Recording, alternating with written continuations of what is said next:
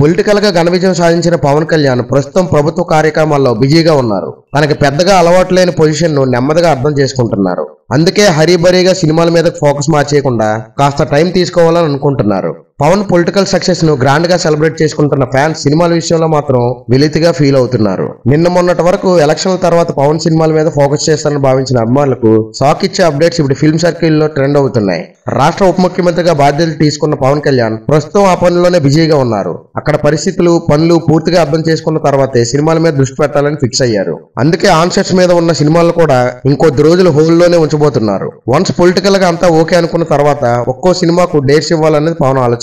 అది కూడా ఒకేసారి అన్ని సినిమాలకు డేట్స్ ఇచ్చేయకుండా ఒక సినిమా తర్వాత మరొక సినిమాను లైన్ లో పెట్టాలని ప్లాన్ చేస్తున్నారు. సో హరిహర వీరమల్లు త్వరలోనే ఆడియన్స్ ముందుకు వచ్చినా ఆ తర్వాత ఓజీ, ఉస్తాద్ భగత్ సింగ్ ఆడియన్స్ ముందుకు రావడానికి మాత్రం ఇంకా చాలా టైం పట్టబోతుంది. ఈ న్యూస్ బయటకు రావడంతో పవన్ బిగ్ స్క్రీన్ మీద చూడాలని ఎదురు చూస్తున్న అభిమానులు కాస్త ఫీల్ అవుతున్నారు. ఈ వీడియో నచ్చితే లైక్ చేసి మరిన్ని ఇలాంటి వీడియోస్ కోసం మన ఛానల్ సబ్స్క్రైబ్ చేసుకోండి.